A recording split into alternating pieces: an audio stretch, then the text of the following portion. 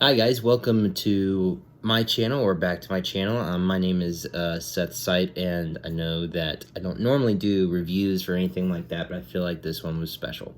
Now, what you should know about Hold the Pass is that it is biblically based short film by a men's movement that is dedicated to creating film, and I love them for this because I personally I love film. And for a long time, I've seen in the Christian industry a very soft take on Christian-based media. And these guys, what they want to do is they want to step away from that, and they want to provide media that that want to address the Bible as it is, and as it's written. Honestly, is a rated R book, and there is a reason for that. And there's a lot to talk about that, and I would love to go over more. But first, I just want to get into it. Now, I've seen this many, many times. You should know that. I already know what's going to happen. I've seen it just so many times. But I love it so much that I've got to hop into it. So I'm going to shut up, and I'm going to hop right into it. So as we go on, I'll probably talk over it a little bit more and give my thoughts. But I'm going to go ahead and we'll get this started.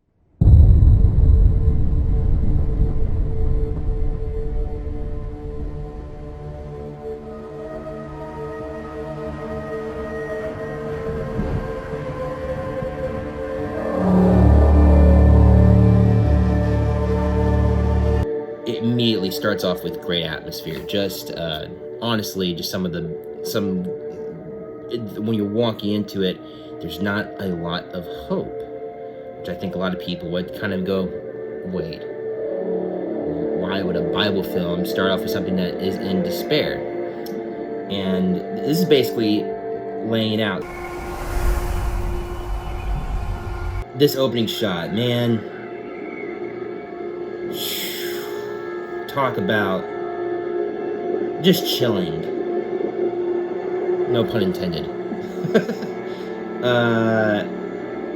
Loving how this looks. I so want to see so much more of this.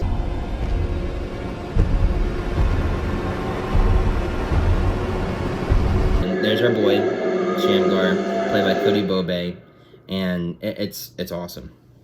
It's a great, simple introduction to Shamgar. And if you don't know, the Bible mentions Shamgar only twice in Scripture, almost sort of back to back. And there's not much known about him. And so this provides a lot of creative liberties, but also the ability to provide more context as to what might be going on.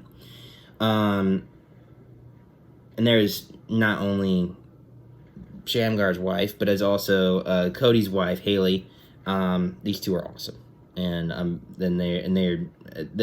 love the way that Cliff, the director, who has also written multiple books like Day of War, how he's framed this. First off, he made it feel really cold, and then he made it feel really warm, and now we're back to it being cold again. This is a great visual direction. You don't know the ideas of what's going on in your head, but you start off feeling cold, and you go to a place where you're outside your comfort zone, back into the cold, and it makes it feel really unsettling.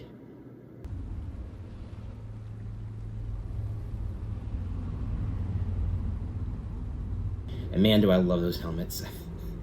Those are great looking helmets. I do want to ask how the masks stay on their face, but I'm going to chalk it up as some really demonic, spiritual kind of stuff going on. Oh, this is so creepy. This is so incredibly creepy. Classic eye effect.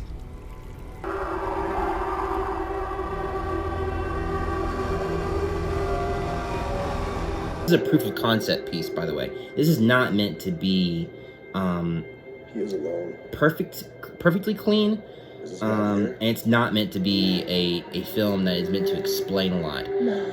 But I don't think you need to. You get the point across for a lot of things visually, which I think Cliff is great at. Wait. Okay. This, in my opinion, is one of the parts that I wish they had a little more time on. You should know that this was shot in about like a week and done on a very small budget. And you should know how difficult that is. They talk about not just location scouting, but they also have to find all these actors and they have to bring them together. They have to bring together costuming. They have to put together the staging. They have to put together all the pieces. They have to, for example, like there was something that happened on here where they had to change a lot of the actors' lines because they had to fit with what they were given. And that is not easy to do, not in this amount of time. Kill him!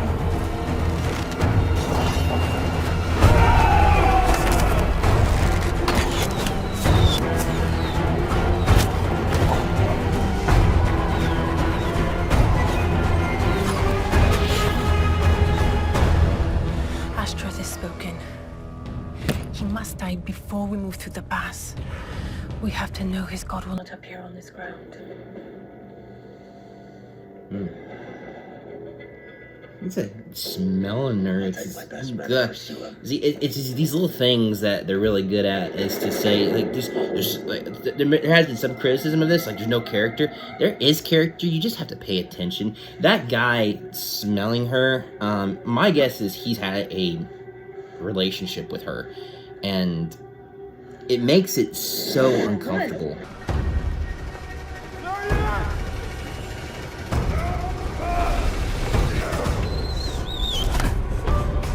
For the children? It may have been unintentional, but I love the idea that, you know, you hear the whistling or whatever. I don't know if that was like a stone or it was like an arrow that was flying by him. But the fact that you never see that happen, it does make me think of war, where you hear all this stuff happening around you, but you don't see it. To hear for yourself.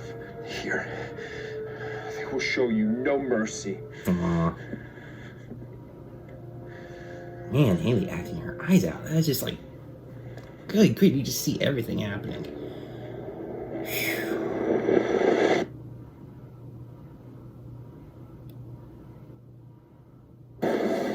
I almost don't want to talk through this. I just want to sit with it, but this is probably my favorite part of the whole thing.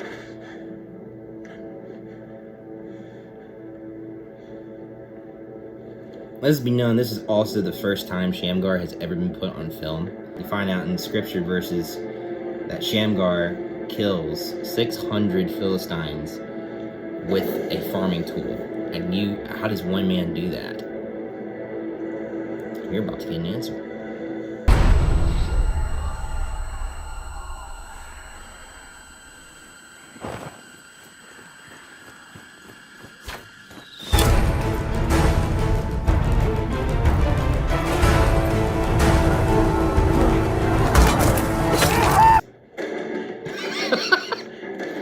Great cut. Ah, what a move.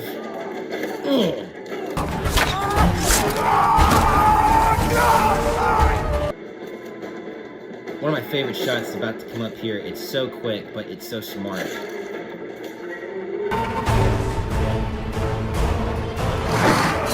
Right there. Oh. I was told this character was supposed to get a little bit more on-screen time, but oh, that's a great shot.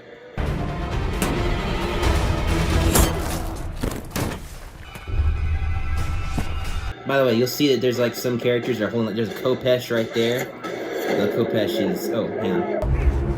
Look at me! Look at me! Improv line by Cody Bobe right there. I mean, there's your acting from Cody. That was pretty good. Anyway, if you saw there's like that sword with a little bit of hook in it, that's a Kopesh, and there are not enough Kopeshes. Like, I went to a comic book expo recently, and they do more than just comic books. They show off other certain weapons, and I asked this one guy, I was like, do you have a Kopesh? And he goes, I don't have a Kopesh. I'm going, dude, you need to sell some Kopeshes.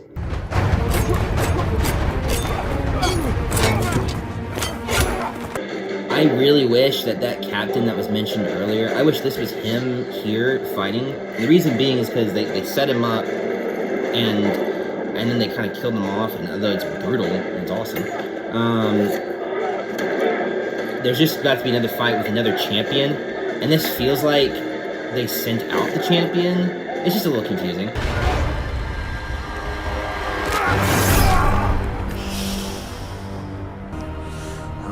your champion is. That's the other thing I kind of wish. I wish they could have done a head replacement on the body, or on the head, so that way it looked like him. Because you don't want to see the side of my head right here. You want to see me like right here.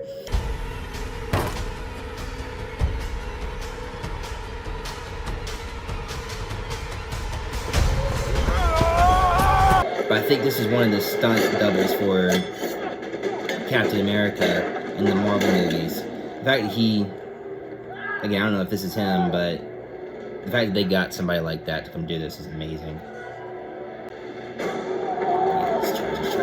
Oh, slide! What a move. It looked like it hurt. Oh, that looked like it hurt.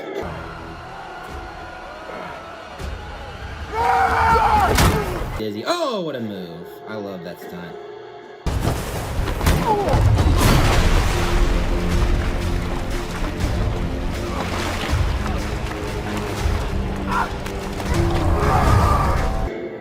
Again, not bad. It's a good satisfying death. And right there, there's a praise to God. That just happens right there, and that's super cool.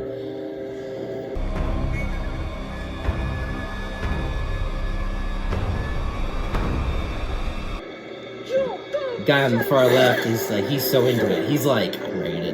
He's like, what are we gonna do?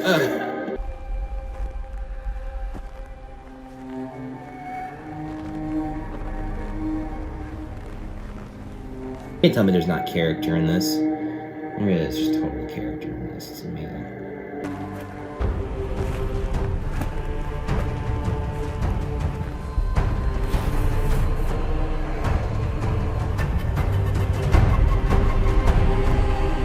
Favorite parts. Okay. Spitting on the idol, first, really cool. Then how the destruction of the idol is questionable. But then it follows up with this, and I can't argue with this.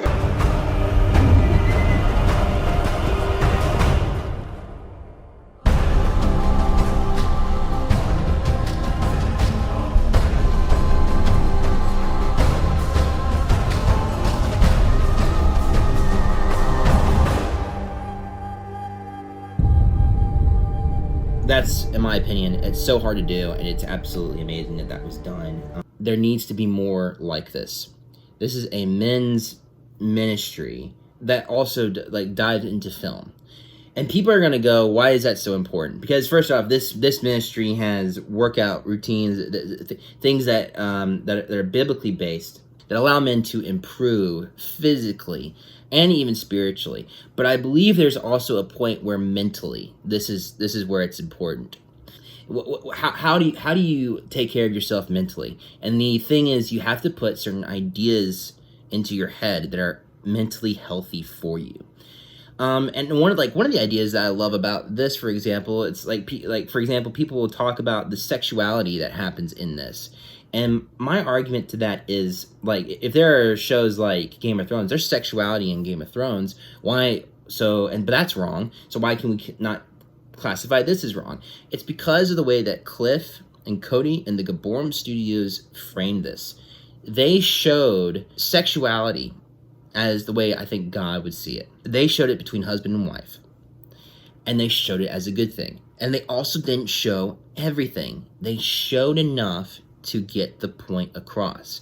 That's why I think I love the way that it was shot, because it gave the idea of a sense of warmth, a sense of family, a sense of intimacy, and a sense of safety. But then it followed up with the negative of taking sexuality in the wrong way, which was the two women approaching Shamgar saying, you can have both of us. Providing this is a way to say there's the positive side of sexuality, which is only in the eyes of God, and that should be praised. And it also should be in the sense of privacy, and also in the sense of you get the idea. And then it needs to be shown that it's like, this is a negative if it's not done in the eyes of God. Then I want to talk about the ideas of, like, why should it be rated R? Why should it be so gritty and violent? And the answer first being that the Bible itself is violent, and it has all this historical context. You're kind of going, why are there demon possessed? Why are there other idols? Why this? Because this was what happened back then. We could talk about the sacrificing of children today, the sacrificing of children back then. They were live people and live children, and they were years past infancy. And I'm not saying that like even today, that says even infancy, that's still wrong. But I mean, even functioning human beings who are fully aware and cognizant of everything that's kind of going on, and they were still sacrificed. That has to be shown, and it has you have to give a reason for all this violence. You have to give a reason for why God would call his people to go and eliminate another nation. And it was because they were doing things that were not honoring to him. And you can get to a point where God says that's it. And God could say, no more for you. And he'd be honestly right to do so. Is it meant for children? My answer to that is no. Definitely not for children. For young men and for older men. This is what it's meant for. This is a movement that I want to be a part of. And I'll say that all those ideas I was talking about, they are being held hostage by a tyrannical overlord that does not want you to put your efforts into this. I've heard other Christians say we ought to leave it be. It's just a lost cause. My answer to that is, if you think so, then you don't understand where these ideas are coming from. Because food, clothing, shelter, those are all physical things that can be stuck in one place. Ideas are something that is contagious. And that can be good and that can be bad. But it is something that can get around. It has legs. And to leave it alone, it will just find you. I'm a product of that, where terrible ideas will find you, and you have to get good ideas out. You cannot ignore this. You cannot put it out of your mind, because the thing is, it's coming. It's coming for you. This is in a sense the war effort that's got to go for it. And if we're going to feed ourselves and other kids, and our brothers and our wives, and our sisters and our parents even, you got to give them good ideas, and you cannot separate from this. You also cannot assimilate into this either. There is this thing of walking in between, where there's got to be, in my opinion, a recognition that the world is desperately broken, desperately wicked, and it wants to destroy you. And there is a God who desperately loves you and desperately wants to save you and will do whatever he can in order to do so. These two things have to coexist. You have to show how dark the world is, because that darkness magnifies what the Lord has done. And you have got to see this. You've got to watch it, and you've got to understand, again, recognize it's a proof of concept film. Put it out of your mind that this is not going to be Hollywood level. Just surrender that part of it. Surrender that part to the Lord, and then accept what he's given you here. I'm just honored that Cliff Graham, the director, allowed me to make a reaction to this and now post it. So thank you, Cliff. Man, thank you for providing a lot of renewed energy into the artistic realm for God's creation. So, all right. Well, that'll be it. Again, go support Gibborim Studios. Go like and love this, and subscribe to that, and get this out to people. They need to see this. They need to see this. That there is a studio that is for them. That's specifically for men. There just isn't much of that in the world. All right, you guys have a great day, and I'll end it there. I don't have a good ending because I'm not a good YouTuber, but I'll just end it there.